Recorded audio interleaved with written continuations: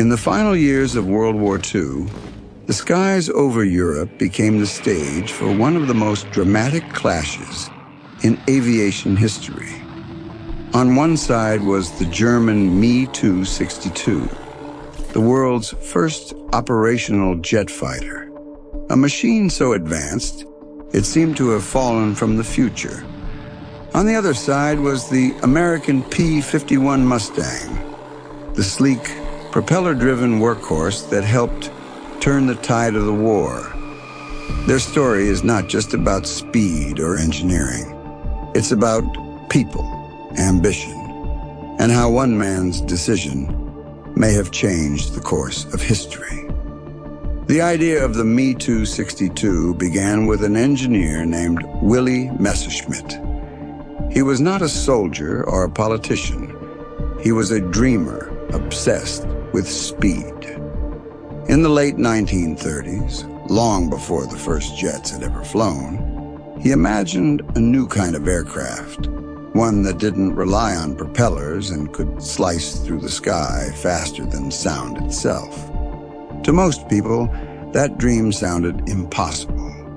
But Messerschmitt and his small team of engineers pushed forward anyway, fueled by a mix of pride, genius, and desperation. When they first fired up the Me-262's twin jet engines, they knew they had created something extraordinary. The plane was faster, smoother, and deadlier than anything else in the air. It could reach speeds of over 500 miles per hour, far beyond the reach of Allied fighters. For a brief moment, Germany believed it had found the weapon that could turn the war around. But one man stood in the way: Adolf Hitler. When the Me-262 was ready for production, Hitler insisted it should be built as a bomber, not a fighter. He imagined it as a blitz weapon, something that could strike cities, not defend the skies. His decision delayed production for months, maybe even a year. That delay proved fatal. While Germany argued over blueprints and titles, the Allies were mastering the air war with their own secret weapon, the P-51 Mustang. The Mustang wasn't a miracle of technology. It was a miracle of practicality. It wasn't the fastest plane or the most heavily armed, but it could fly farther than almost any other fighter. That one advantage changed everything. Before the Mustang, Allied bombers had to fly deep into enemy territory without escort. They were sitting ducks for the German Luftwaffe. But when the P-51 arrived, that changed overnight. Now, bombers could fly all the way to Berlin with a wall of protection beside them. For the bomber crews, seeing Mustangs in formation was like seeing angels appear from the clouds. They gave the Allies not just cover, but confidence. Meanwhile, Germany's dream machine was struggling to get off the ground, literally. By the time the Me-262 entered service in 1944, the war was already slipping away. Allied bombers had destroyed most of Germany's factories.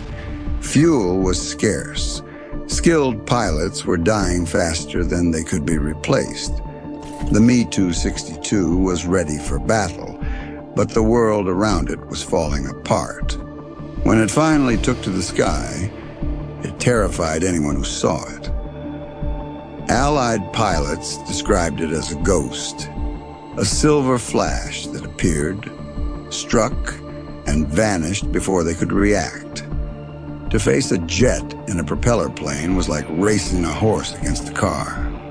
But war isn't just about speed. It's about timing, and the Me-262 had run out of it. The Me-262's engines were fragile and unpredictable. They overheated easily, burned through fuel, and sometimes failed in midair. Mechanics called them glass engines because they broke so easily. And even though the jet was unstoppable in the air, it was defenseless on the ground. The Americans figured this out quickly. They began circling German airfields, waiting for Me-262s to take off or land. The jet's engines took time to warm up, leaving it exposed. As soon as the wheels touched the runway or lifted off it, the Mustangs swooped down like hawks. They destroyed the Me-262s faster than Germany could replace them. It was a cruel twist of fate. The future of aviation shot down before it could even rise. Yet behind every machine were the men who flew them, and their stories tell us more than any set of blueprints ever could. One of Germany's most famous pilots, Adolf Galland, believed the Me-262 could have saved his country if it had been used properly. He called it the most beautiful plane he ever flew, a glimpse of what might have been. But even he knew that technology alone couldn't win a war. The factories were gone. The fuel was gone. And so were the veterans who could have flown it. On the other side, American pilots like Chuck Yeager, who would later become the first man to break the sound barrier, faced the jet head-on. The first time Yeager saw a Me-262 flash past, he was stunned. But instead of feeling defeated, he felt challenged.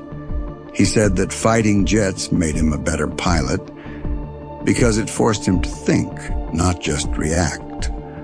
That was the difference between the two sides. Germany was chasing perfection. America was chasing victory. One story from the end of the war captures the tragedy of the Me-262 perfectly. A squadron of German jets took off to intercept a wave of American bombers. They roared into the sky, faster than anything could follow, and tore through the bomber formation with incredible power. For a moment, it looked like the Luftwaffe was back, but the engines were too fragile. One failed, then another. Low on fuel and limping home, the pilots turned toward base. Waiting for them above the runways were Mustangs. The propeller-driven fighters dove, guns blazing, and by the time it was over, most of the Me-262s were gone. The miracle machine had fallen victim to the same problem that haunted Germany all along. Too little, too late. When the war ended, both planes vanished from the skies, but their legacies took very different paths. The Allies rushed to capture as many Me-262s as they could. Engineers from America, Britain, and the Soviet Union studied every inch of the jet. They took notes, copied designs, and used them to build their own fighters. The Me-262 became the blueprint for the jet age. In a strange way, Germany lost the war but gave birth to the future. Every jet that followed, the F-86 Sabre, the MiG-15, the F-16, carried traces of its design. The P-51 Mustang, meanwhile, became a symbol of victory. It represented everything that made the Allied effort work: teamwork, determination, and reliability. Pilots adored it. They said it felt alive in their hands. It didn't need to be the fastest because it was dependable. It was the plane that stayed by your side, even when the sky was burning. When the war was finally won, Mustang squadrons flew over Europe in celebration.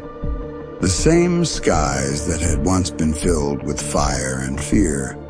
But even as they flew those victory laps, the pilots knew they had witnessed something new, the end of one era and the beginning of another. Historians still wonder what might have happened if the Me-262 had arrived earlier, if Hitler hadn't interfered, or if Germany had used it as a fighter from the start. Could it have changed the outcome of the war? Maybe. Some believe it might have delayed defeat by a year or two. Others think it could have made the skies too dangerous for Allied bombers, slowing the entire invasion of Europe. But history doesn't run on what-ifs. It runs on decisions and mistakes. The Me-2 and the P-51 Mustang were opposites in every way. One was a masterpiece of innovation. The other was a triumph of practicality.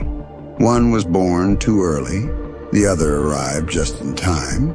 Together, they marked the turning point between two worlds, the old world of propellers and the new world of jets. And in the end, it wasn't the most advanced machine that shaped the future. It was the one that could endure the present. When you look up and see a jet streaking across the sky today, remember that it all began in those desperate years, with engineers working by candlelight and pilots risking everything. The Me-2 may have lost its war, but it opened the door to a new age. The P-51 Mustang, meanwhile, proved that courage and persistence could still win even against impossible odds. The Me-2 was the jet that could have changed history.